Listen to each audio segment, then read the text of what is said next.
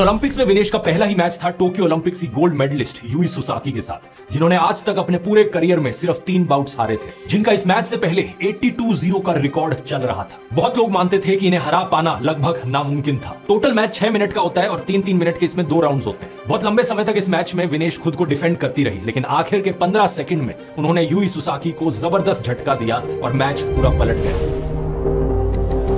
इस ऐतिहासिक जीत की खबर ने सोशल मीडिया पर आग लगा दी। वर्ल्ड चैंपियन को हराने के बाद अचानक से विनेश फेवरेट बन गई गोल्ड मेडल जीतने के लिए। अगली स्टेज क्वार्टर फाइनल में उन्होंने यूरोपियन चैंपियन ओक्साना लिवेश को 7-5 से हराया। फिर सेमीफाइनल में उनकी टक्कर हुई Pan American Games champion Yusneylys Guzman से, जो क्यूबा की रेसलर है। 5-0 से विनेश ने बहुत ही जबरदस्त तरीके से मैच जीता और ओलंपिक फाइनल में जगह बनाने वाली वो पहली इंडियन वुमेन रेसलर बन गई। उनका फाइनल मैच होना था अमेरिकी रेसलर सारा हिल्डेब्रैंड के खिलाफ, जिन्होंने टोक्यो ओलंपिक्स में ब्रॉन्ज मेडल जीता था। इनके साथ विनेश की 2019 में 2 बाउट्स हुई थी 53 केजीज में। इन दोनों मैचेस को विनेश ने जीता था। इसे कंसीडर करते हुए और विनेश के मोमेंटम को देखकर इनका गोल्ड मेडल जीतने का चांस ऑलमोस्ट श्योर लग रहा है। लेकिन फिर अगले दिन खबर आती है डिस्क्वालिफिकेशन।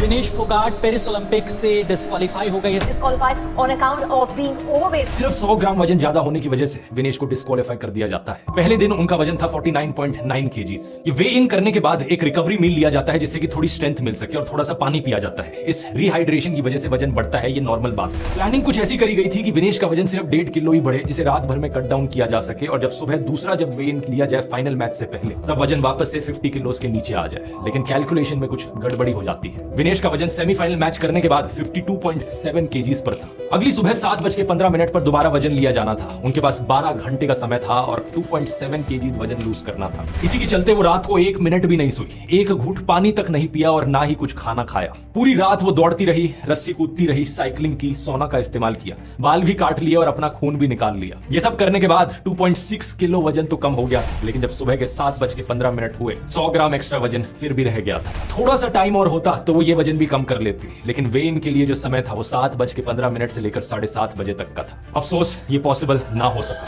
एक बड़ी खबर आपको बता देते हैं, ओलंपिक में विनेश फोगाट अयोग्य घोषित कर दी गई है। 2012 के ओलंपिक गोल्ड मेडलिस्ट और 6 time world champion American athlete Jordan Burroughs ने ट्विटर पर अपील की कि रूल्स में बदलाव किए जाए और विनेश को सिल्वर मेडल दिया जाए। ये पूरा वजन घटाने का प्रोसेस इतना मुश्किल इसलिए भी था क्योंकि विनेश का नेचुरल वेट 55-56 किलो के आसपास है, इसलिए 50 किलो तक लाना मुश्किल होता है। हालांकि ऐसा भी नहीं है कि ये इम्पॉसिबल हो और विनेश पहली बार इस कैटेगरी में कंपीट कर रही हो। जुलाई के महीने में ही इन्होंने स्पेनिश ग्रांड प्री में गोल्ड मेडल जीता था, वो भी 50 किलो की कैटेगरी में ही था। इसी कैटेगरी में इन्होंने ओलंपिक कोटा भी हासिल किया था और इस कैटेगरी में ही ये क्यों आई, इससे ऊपर की 53 केजी वाली कैटेगरी में क्यों नहीं गई, इसके पीछे सीधा कारण है कि 53 केजी कैटेगरी का कोटा अंतिम पंघाल को चला गया था। इसकी बात आगे डिटेल में करते हैं वीडियो में कि अंतिम को लेकर क्या कंट्रोवर्सी हुई थी। लेकिन इस घटना के बाद विनेश फोगाट ने अपना रिटायरमेंट अनाउंस किया ट्विटर पर। मां कुश्ती मेरे से जीत गई, मैं हार गई, माफ करना आपका सपना, मेरी हिम्मत, सब टूट चुके, इससे ज्यादा ताकत नहीं रही है, अलविदा कुश्ती 2001 से 2024। इस घटना के बाद हमारे स्पोर्ट्स मिनिस्टर मनसुख मांडवीय संसद में पैसे गिनवाने लगे कि इन्होंने विनेश के ऊपर 70 लाख लगा दिए।